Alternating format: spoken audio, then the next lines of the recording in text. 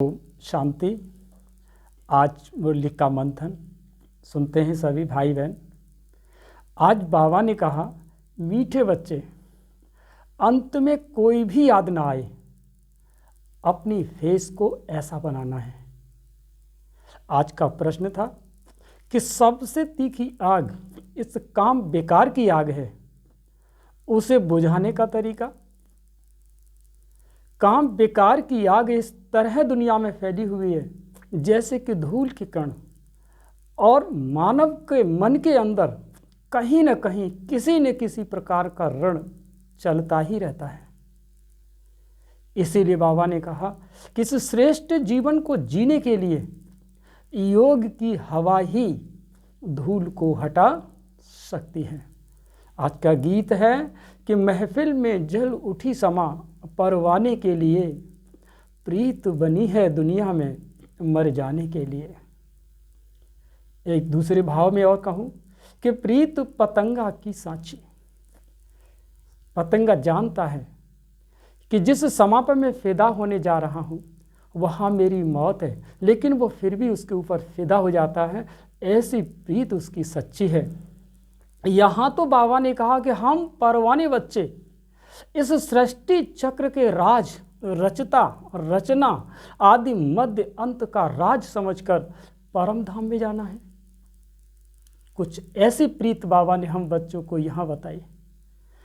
इसीलिए पुरुषार्थ करना है, घंटा नहीं बजाना, स्वयं सायरन बन करके पुरुषार्थ करना है।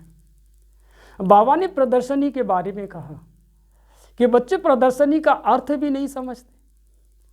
ओहो, ये प्रदर्शनी ही नहीं है, ये तो रामायण यात्रा के धनुष और गांडीव हैं। ये जो संगम युग पर मानव के निमित्त तुम बच्चे आत्मा राम बने हो। और बाबा ने कहा, भूतों को भगाने के लिए इस भूतल पर लगाओ युक्त फायर ब्रिगेड, यानी मैं आत्मा स्वतंत्र, एक्टिव, एक्यूरेट, अलर्ट, माना 3A, समझे, मिशन का कार्य करेंगे। फिर बाबा ने तो कहा है कि बच्चे तुम ज्ञान मास्टर ज्ञान सागर के बच्चे हो। क्या ड्रामा, क्या झाड़, अरे सारी नॉलेज हमारे पास। कब? जब बाबा है हमारे साथ। आगे बढ़े। बाबा कहते हैं चैरिटी बिगन्स एट होम, ज्ञान का मजाक न हो जाए, इसीलिए चैरिटी बिगन्स एट होम। बाबा तुम बच्चों को साक्षात्कार तो कराते हैं, जैसे कि अभी अभी मुरली का मंथन का प्रयोग किया, देखा ना। साधु संत तो तत्व को याद करते हैं। अरे मैं अपनी तरफ से कहना चाहता हूं, तत्व तो केवल 5 ही होते हैं ना। अरे कौन से तत्वदर्शी हैं जो ब्रह्म में लीन कर देगा। कहते हैं 5 तत्व मिल बना शरीरा। अरे बाबा कहते हैं वहां आपे ही तो कोई जा भी नहीं सकता है। अरे आप देखिए ना, स्कूल में पहले पहले बच्चे को छोड़ने के लिए माँ बाप को ही जाना पड़ता है, माँ बाप को ही लेने आना पड़ता है। अरे वो बाबा तो हम सबका माता पिता है, वो परमात्मा है। तो बाबा ने कहा, मीठे बच्चे, मनुष्य मनुष्य को मुक्ति न दे सके। सोचिए, विचार कीजिए। अरे गुरु को शिष्य मुंबई गयो और गुरु गयो विदेश, और छूटा शरीर शिष्य का, तो कहाँ आत्मा को परिवेश।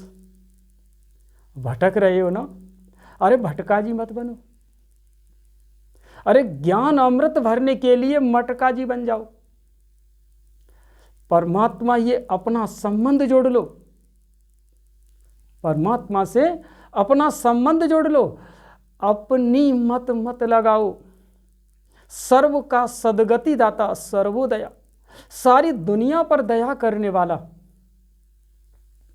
बाबा ने कहा कि धर्म की स्थापना के लिए तो लोग धक्के खाने पड़ते हैं।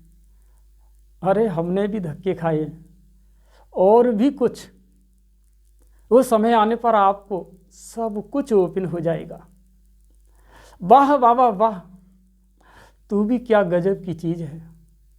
नए सिरे से पाठ शुरू होगा। फिर आज का वरदान बाबा क्या देते हैं कि भिन्न भिन्न स्थिति के आसन पर एकाग्र हो बैठने वाले राजयोगी स्वराज्य अधिकारी भव। राजयोगी बच्चों के लिए भिन्न भिन्न स्थितियों के आसन हैं, भिन्न भिन्न स्थितियों के आसन हैं। बाबा कहते हैं कभी स्वमान की स्थिति में स्थित हो जाओ, माना अपने स्वमान से चरित्र का निर्माण कर डालो। मैं सुदर्शन चक्रधारी आत्मा हूँ, मैं लाइट हाउस आत्मा हूँ, मैं शक्ति स्वरूप आत्मा हूँ, मैं माइट हाउस हूँ। ऐसे संकल्प बुद्धि में इमर्ज करो, अनुभव करो, अनुभव करो और चेक करो कि आपके अंदर का इंडिकेटर ये किधर जा रहा है। बैलेंस बनाओ। और आज की स्लोगन में बाबा ने कहा कि वफादार तो वो है जिनके संकल्पों में किसी देहधारी का भी आकर्षण नहीं है।